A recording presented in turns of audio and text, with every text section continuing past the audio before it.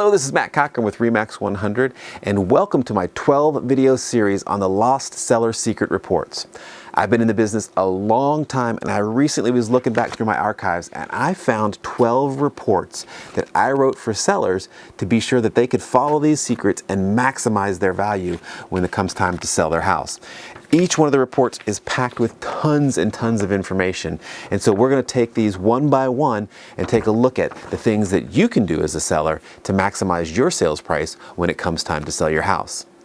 And if you'd like a copy of all 12 of these reports, stick around to the end of the video, and I'm going to tell you how you can get a copy for yourself of all 12 of these reports.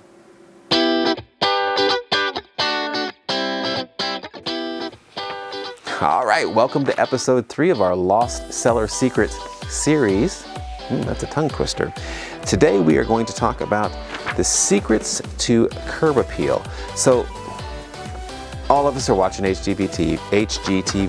We know that curb appeal is important, but if you kind of think about the mind of the buyer and the journey that they're on to potentially purchase your house, they have identified this house somewhere. Either their realtor sent them a copy of it through their email, they have found it on a website somewhere, they saw the sign driving by and were attracted to it. But for whatever reason, they believe this could be the house that they want to buy. And so we want to make sure that as they're taking the steps along this journey, that they're pleased with what they're seeing and that they feel the sense that this could definitely be their home.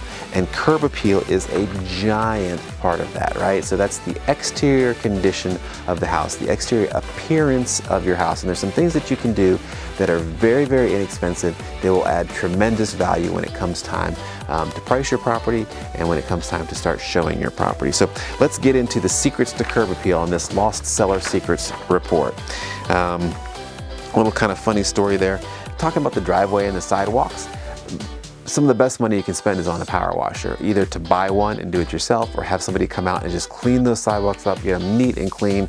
It's always cool to have the power washer and you kind of run it through there and just see the grime and mildew and just the funk come up off the sidewalk. It gets neat, it gets clean, it gets fresh.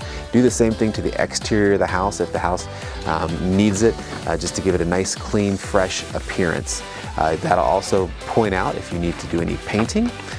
Painting is a huge part of getting a good curb appeal, and so if your house needs a coat of paint, paint is one of the most important things you can do, and it will give you one of the highest returns on your investment, both interior and exterior paint. So if you need paint, do it.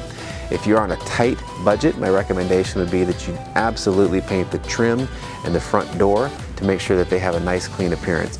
If you think about it, you're likely going to have a lockbox hanging there somewhere, and the realtor is going to be fumbling with their key or their key card or their phone to get into the lockbox, and that whole time the buyers are just standing there.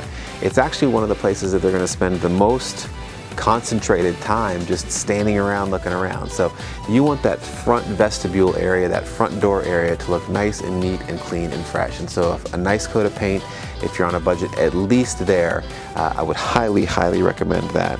You want to, if you know you're going on the market, go ahead and fertilize your lawn ahead of time. Seed your lawn ahead of time to give that some time to take so that you have a nice green lawn. And it goes without saying you want to mow and edge during the time that you're on the market to make sure that you have the most, the best appearance possible, I guess I would say. Let's see, trim up your bushes, paint the exterior. You're definitely walking through that front door. Clean the bugs out of the front door light. I can't tell you how many times I've just been standing there and you see all these bugs up in that exterior light. So lots of good stuff. Be sure you stick around, and at the end of the video I'll tell you exactly how to get a copy of, or all 12 copies of, these Lost Seller Secret Reports.